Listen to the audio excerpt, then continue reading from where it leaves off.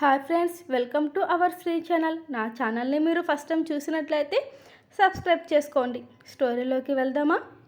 మరోసారి అద్దంలో చూసుకుని నాట్ బ్యాడ్ అనుకుని మిర్రర్లో ఇంకోసారి చూసుకుంటూ పర్లేదు, ఆ మాత్రం ఉండాలి, అసలే కొత్త పెళ్ళి కొడుకుని కదా నేను అని అతడి పెదవులపైన నవ్వు లైట్గా అపియర్ అయింది. కానీ అది ఎందుకు అనేది అతడికి తప్ప ఎవరికీ తెలియదు. దీర్ఘంగా ఓసారి శ్వాస విడిచి తన క్యాబిన్లోకి వచ్చి ల్యాప్టాప్లో వర్క్ చేయడం మొదలుపెట్టాడు. కానీ ప్రజ్వల్కి ఏదో ఆలోచన రావడంతో వెంటనే ఇంట్లో ఉన్న సీసీ ఆన్ చేసి ప్రేరణ ఏం చేస్తుందో చూస్తున్నాడు ప్రజ్వల్. అంతే మరి నిమిషంలో అతడి ఫేస్ సీరియస్గా మారిపోయి వెంటనే ఇంట్లో ఉన్న సెక్యూరిటీకి ఫోన్ చేసి ఏదో చెప్పాడు. అంతే, అతడు ఓకే సార్ అంటూ చెప్పి ఇంట్లోకి పరుగున వెళ్ళిపోయి ల్యాండ్లైన్ కనెక్షన్ వైర్ని పీకేసి పట్టిన చెమటలు తుడుచుకుంటూ డన్ సార్, మీరు చెప్పిన పని నేను చేసేసాను అని తన ప్యాంట్ పాకెట్లో ఉన్న కచ్చిప్తో పట్టిన చెమటలు తుడుచుకుంటూ అన్నాడు ఆ సెక్యూరిటీ. అప్పటికే జరిగిన దానికి అయోమయంగాను చూస్తుంది ప్రేరణ. తన గురించి ఏ ఇన్ఫర్మేషన్ లేక తన పేరెంట్స్ కంగారు పడతారని ఫోన్ చేస్తుంది ప్రేరణ. కానీ అదే తను చేసే తప్పని తనకు తెలియదు. మేడం, సార్ ఇక్కడికి వస్తున్నారు అని చెప్పి సెక్యూరిటీ వెళ్ళిపోయాడు. ప్రేరణ ఇంకా అలాగే నిలబడి ఉంది. అసలు ఇప్పుడు ఎందుకు సెక్యూరిటీ చేతిలో ఉన్న ఫోన్ లాగి కనెక్షన్ వైర్ రిమూవ్ చేశాడు? అర్థం కాక అలాగే నిలబడి ఉంది. కానీ ప్రజ్వల్ వచ్చింది కూడా తెలియదు. ఎంత స్పీడ్గా కొట్టాడో కానీ అంత రెట్టింపు స్పీడ్తో కిందకి పడిపోయింది ప్రేరణ. అసలు ఏం జరిగిందో అర్థం కాక ఒక పక్క తల మొత్తం దిమ్మెత్తిపోతుంటే తల పట్టుకుని కాస్త కళ్ళు పైకెత్తి చూసింది ప్రేరణ. ఆమె ముందు మోకాలపై కూర్చుంటూ జుట్టు పట్టి పైకి లేపి సీరియస్గా ముఖంలోకి చూస్తూ, ఇంకోసారి నువ్వు ఫోన్ ముట్టుకున్నావంటే నిన్నేం చేస్తానో కూడా నాకే తెలీదు, మర్చిపో. ఇకపై నీ వాళ్ళని నీకు నేను మాత్రమే గుర్తుకు రావాలి, గుర్తు ఉండాలి కూడా. కాదు లేదు అంటే క్షణాల్లో మీ వాళ్ళ ప్రాణాలు తీయడానికి అరక్షణం కూడా నేను ఆలోచించను, టాలరేట్ అస్సలు చేయను. దీన్ని నువ్వు వార్నింగ్ అనుకుంటావో ఆర్డర్ అనుకుంటావో చాయిస్ ఈజ్ యువర్స్. ఇప్పుడైతే నీకు ఇచ్చే పనిష్మెంట్ స్వయంగా నువ్వే మార్కెట్కి వెళ్ళి వెజిటేబుల్స్ కొని స్వయంగా నీ చేతులతో ఫుడ్ ప్రిపేర్ చేసి నా ఆఫీస్కి నడిచి మాత్రమే ఎగ్జాక్ట్లీ ఆఫ్టర్నూన్ 1:30కి నువ్వు నా కళ్ళ ముందు ఉండాలి విత్ లంచ్ బాక్స్తో. అది కూడా by walk. And one more order, don't wear slippers on your foot. This is your punishment. నా ఇంట్లో ఉండాలంటే నీకు రూల్స్ ఉన్నాయి, అవి నువ్వు ఖచ్చితంగా ఫాలో అవ్వాల్సిందే అని అన్నాడు ప్రజ్వల్ ప్రేరణతో. ఇంకోసారి నీ వాళ్ళని కలవాలని కానీ మాట్లాడాలని కానీ ట్రై చేసావో, చెయ్యాలని థాట్ నీలో వచ్చిన హాఫ్ సెకండ్ కూడా పేర్ చెయ్యను నేను. నష్టం జరిగాక నన్ను టార్గెట్ చేస్తే అస్సలు సహించాను నేను. అప్పటికే అతడు చెప్పిన దానికి ఏడుస్తున్న ప్రేరణని సెక్యూరిటీ వాళ్ళు చూస్తున్నా జాలిపడి ఆమెకి హెల్ప్ చేసే వాళ్ళకి హెల్ని పరిచయం చేయడంలో అస్సలు ఆలోచించడు ప్రజ్వల్.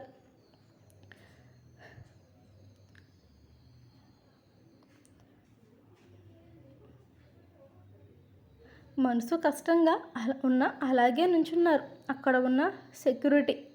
ప్రజ్వల్ చేసేదాన్ని చెప్ప ఇంకేం చేసేదేం లేదు వాళ్ళు అక్కడ. ఏడుస్తున్న ప్రేరణని విసుగ్గా చూస్తూ వెనక్కి నెట్టి వెళ్ళిపోయాడు ప్రజ్వల్. ప్రేరణ అనుకోలేదు ఒక్క చిన్న పొరపాటు తన జీవితాన్ని కాలరాస్తుందని. తన ప్రమేయం లేని తప్పుకి శిక్ష మాత్రం ఆమె అనుభవిస్తుందని తెలియదు ఆమెకి అప్పుడు. ఇన్ఫార్మర్స్ తన చేతికి వచ్చిన ఫొటోస్ని తడుముతూ గట్టిగా ఓసారి శ్వాస వదిలాడు. అవి చూస్తూ ఉన్నంతసేపు గుండెల్లో బాధ, భారం కళ్ళల్లో, తడిచెమ్మ అతడిలో. అతడు ప్రేరణతో కలలో కన్న ప్రపంచం మొత్తం ఒక్కసారిగా గాలిలో ఉన్న పేక ముక్కల్లా కూలిపోయేసరికి తట్టుకోవడం అతడి వల్ల కావట్లేదు. ప్రేరణ మిస్ అయింది అనుకున్నాడే కానీ ఇంకొకరికి మిస్వెస్ అయిందని, మారుతుందని, ఆమెని అలా చూస్తాడని కానీ ఊహించలేదు కౌశల్. ప్రేరణ, ప్రజ్వల్ ఇద్దరు ఒకరి కళ్ళల్లోకి ఒకరు చూసుకుంటూ తాళి కట్టే వేళ అందంగా మలిచిన ఫోటో అది. కౌశల్ అరచేతుల్లో ఇమిడిపోయింది అది. అది బలవంతంగా ఇచ్చిన ఫోజ్ అని ఎప్పటికీ తెలుసుకుంటాడో మరి కౌశల్. ఈ క్షణం అతని గుండెల్లో ఉన్న బాధని దిగమింగుకుంటున్నాడు. ఎక్కడ తన బాధను చూసి వాళ్ళందరూ బాధపడతారేమో అని. అతడికిప్పుడు ఎక్కడికైనా వెళ్ళిపోయి గట్టిగా అరవాలనుంది. దాన్ని కంట్రోల్లో పెట్టుకోవడానికి అరచేత్తో గుప్పిట బిగించాడు కౌశల్. తన భుజం మీద చెయ్యి వేసిన రాహుల్ చేతిలో తను చూసిన ఫొటోస్ పెట్టి నుదుటిన కట్టిన బాసికం లాగేసి తడిదేరిన కళ్ళతో కళ్యాణ మండపం నుంచి బయటికి వెళ్ళిపోయాడు కౌశల్. అతన్ని ఆపలేదు రాహుల్. కానీ అతడు వెళ్ళగానే ఫొటోస్ చూసిన అతడికి గట్టి షాక్ తగిలిందనే చెప్పాలి. ఎందుకంటే ఏమాత్రం ఊహించలేదు రాహుల్. షాక్తో నిలబడ్డ కొడుకుని కదిలించారు విశ్వనాథం గారు. అతడు కూడా ఇంకేం చెప్పగలడు? కౌశల్ ఎంత బాధని గుండెల్లో మోస్తున్నాడో అనుకుంటూ ఆ ఫొటోస్ని విశ్వనాథం గారి చేతుల్లో పెట్టి కౌశల్ వెనక పరుగు తీశాడు రాహుల్. ఓ రకంగా చెప్పాలంటే ఫ్యామిలీ మొత్తం షాక్లోనే ఉండిపోయింది. మేనల్లుడి అల్లుడు చేసుకోవాలన్న కోరికలాగానే ఉండిపోయింది విశ్వనాథం గారికి. కానీ వీళ్ళ అందరికీ తెలియని విషయం, ప్రజ్వల్కి మాత్రమే తెలిసిన విషయం. ఆ ఫొటోస్ కూడా అతడు రిలీజ్ చేస్తేనే బయటికి వచ్చాయి అన్న సంగతి ఎవరికీ తెలియదు, అతడికి తప్ప.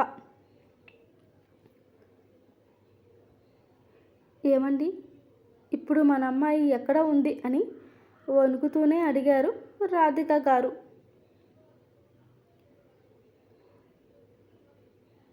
తెలీదు రాధిక అని చెప్పారు విశ్వనాథం గారు.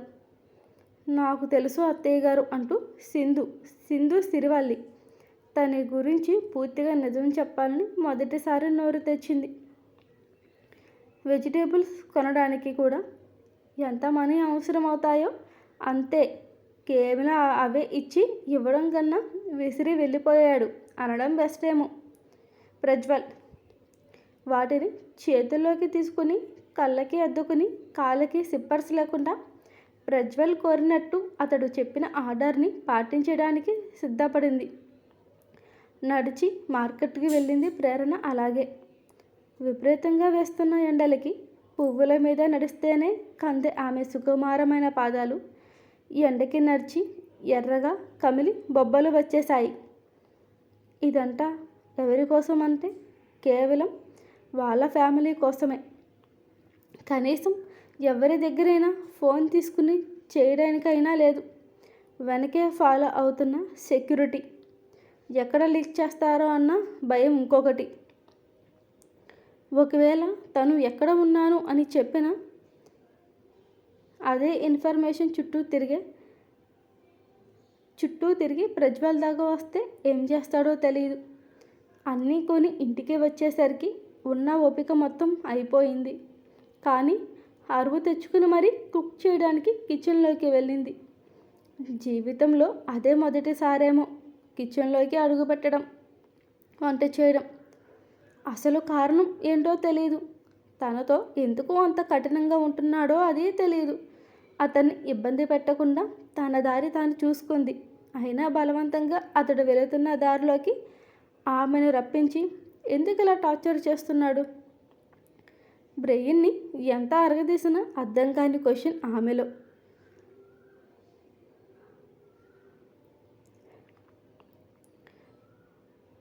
వంటలపై ఇప్పటిదాకా ఉన్న నాలెడ్జ్ని ఉపయోగిస్తూ తనకొచ్చిన పేపర్ ప్రిపేర్ చేసింది ప్రేరణ. తన కాలికి ఆయిల్ అప్లై చేసి రెడీ చేసిన క్యారేజీని పట్టుకొని నడుచుకుంటూ ఆఫీస్ వరకు వెళ్ళిందామె. సెక్యూరిటీ ప్రేరణని ఎంత వింతగా చూశాడో. పెళ్ళికి వచ్చిన మరునిమిషం నుంచే తీరిక లేని పనులు, బాధతో కుమిలిపోతున్న మనసు, అలసిపోయిన దేహం. కానీ వీటన్నిటికన్నా అతీతంగా ఉంది ఆమె కట్టుబట్టు.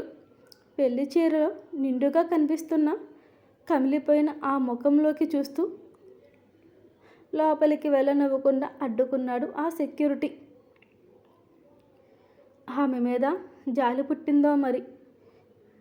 కఠినంగా ఉండే ఆ వాచ్మెన్ కూడా మెల్లగా అడిగాడు, ఏం కావాలమ్మా, ఎవరు కావాలమ్మా అని. క్యారేజ్ అని మెల్లగా పెదవులు కదిలించింది. చేతిలో ఉన్న క్యారియర్ని చూస్తూ ఇంకోసారి మెల్లగానే ఎవరికమ్మా అని అడిగాడు సెక్యూరిటీ గేట్ బయట నుంచే.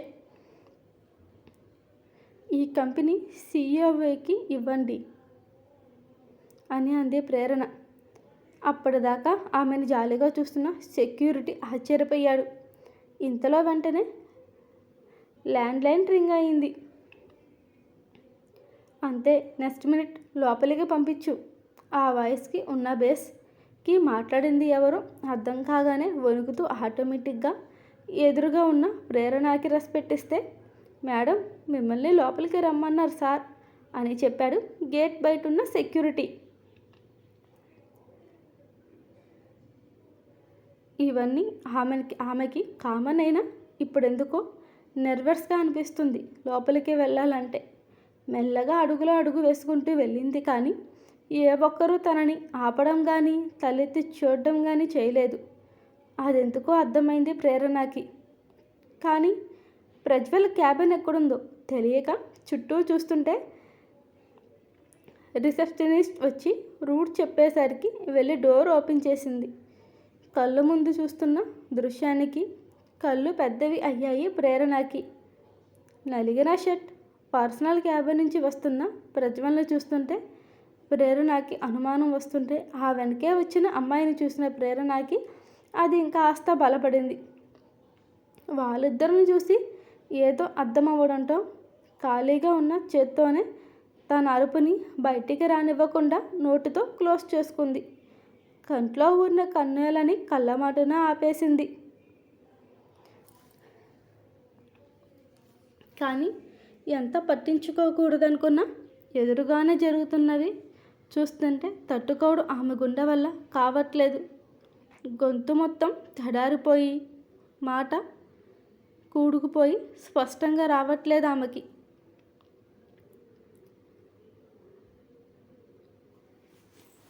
ఆమె శరీరంలో ఉన్న ఓపిక మొత్తం ఎవరో లాగేసినట్టు అయ్యింది ప్రేరణ పరిస్థితి. ప్రేమ ఇష్టం ఉన్నది లేనిది ప్రస్తుతానికి అవసరం లేదు. కానీ ఏదేమైనా తమకో బంధం ఉంది. ఆ బంధాన్ని అతడు నిర్లక్ష్యాన్ని చేస్తూ వేరే అమ్మాయితో ఎందుకో ఆ ఊహే భరించలేక క్యారేజ్ అక్కడ టేబుల్పై పెట్టేసి ఆ వెనకే తిరుగుతుంటే మిస్సెస్ ప్రజ్వల్ అంటూ పిలిచాడు ప్రేరణని. అతడి పిలుపుకు ఆగిపోయింది. కానీ కళ్ళు రెండు గట్టిగా మూసేసి స్వేచ్ఛగా కన్నీళ్ళని వదిలేసింది ప్రేరణ. అతన్ని ఎదిరించలేదు, అలాగని అతడి ముందు ధైర్యంగా ఉండలేదు. తన పరిస్థితికి తన మీదే జాలిపడుతూ వెనక్కి తిరిగిందే కానీ సూటిగా చూడలేకపోతుంది. ఏడవాలి అనే కోరికని బలవంతంగా ఆపుకుంటుంటే ఆమె గుండెలు రెండు ఎగిసి పడుతున్నాయి. ప్రజ్వల్ ప్రేరణని సైడ్ కట్ నుంచి చూస్తూనే ఉన్నాడు. ప్రేరణ ఏం ఆలోచిస్తుంది అని అర్థమవ్వగానే అతడు పెదాలు సాగిపోయాయి. తీసుకొస్తే సరిపోదు, తినిపించాలి. ప్లేట్ తీసుకుని దాంట్లో రైస్ అండ్ కర్రీ మిక్స్ చేసి స్పూన్ తీసుకుని ప్రజ్వల్ పెదాల దగ్గర పెట్టింది ప్రేరణ. స్పూన్ విసిరి కొట్టి feed me only on your hands అని అన్నాడు ప్రజ్వల్. మునివేలతో అన్నం కలిపి ప్రజ్వల్ పెదాల దగ్గర పెట్టింది తినమని. అతడి పెదాలు రైస్తో పాటు లోపలికి వెళ్ళిన ప్రేరణ వేలని సైతం లీక్ చేసి వదిలాడు ఆ క్షణంలో. దాంతో ప్రేరణ ఉలిక్కిపడి విసురుగా అతడి నోట్లో నుంచి తన హ్యాండ్ని బయటికి లాగేసింది. ఎందుకు అంటే ఇంతకుముందే చూసిన దృశ్యం తన కళ్ళ ముందు నుంచి పోవట్లేదు. ప్రజ్వల్ అంటే ఎందుకో ఒక రకమైన అసహ్యం పుట్టుకు వచ్చేసింది ఆ క్షణంలో ఆమెకి. ఓసారి మీసాలు గుచ్చుకుంటే, ఇంకోసారి ఆమె వేలని చిన్నగా కొరుకుతూ, ఇంకోసారి ఆమె నడుము మీద చెయ్యేస్తూ, ఇంకోసారి అక్కడ ఇక్కడ తడిమి మొత్తానికి చిత్రహింసలు పెడుతూ తన లంచ్ని కంప్లీట్ చేసి అసలే వీక్గా ఉన్న ప్రేరణని ఇంకాస్త వీక్ చేసి కానీ వదలలేదు Prajwal.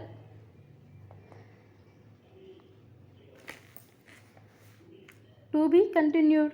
Thank you for watching. నా ఛానల్ని మీరు మొదటిసారి చూసినట్లయితే సబ్స్క్రైబ్ చేయండి. వాయిస్ మిస్టేక్ ఉంటే ప్లీజ్ ఇగ్నోర్.